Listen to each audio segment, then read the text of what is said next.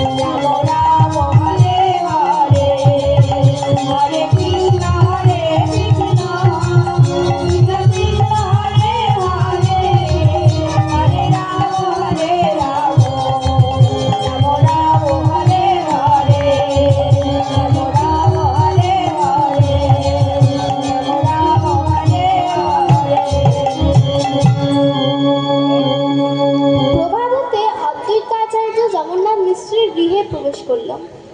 ঠাকুর অদ্বৈত আচার্যকে দেখে সচিমাতা বললেন, ও ঠাকুর, সবাই বলছে আমার ছেলের নাকি ভূতে পেয়েছে, তুমি আমার ছেলের ভূত ঝাড়িয়ে দাও না।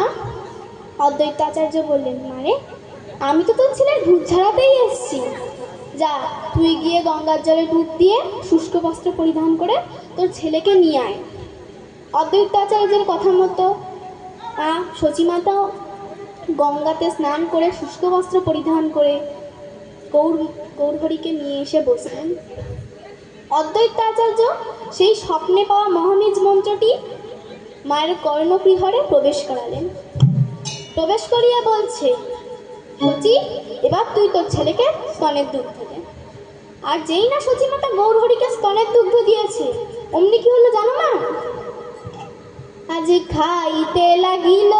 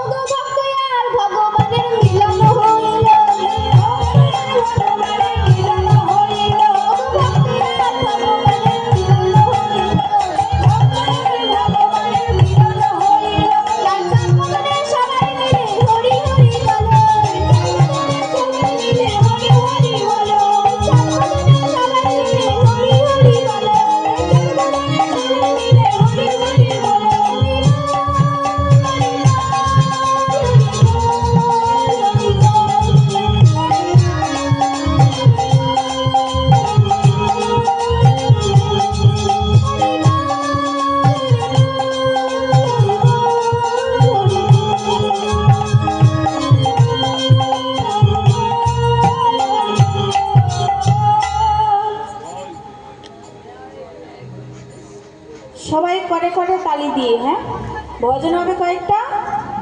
লীলা তো সমাপ্ত হয়ে গেছে, তো আপনাদের মনোরঞ্জনের জন্য কয়েকটা ভজন হবে। সবাই কিন্তু করে করে তালি দিয়ে করবে, হ্যাঁ।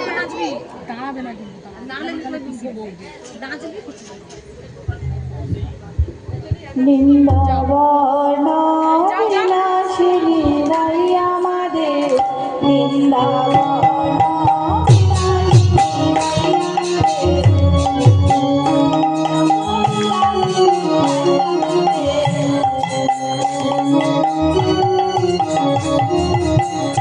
বৃন্দাবন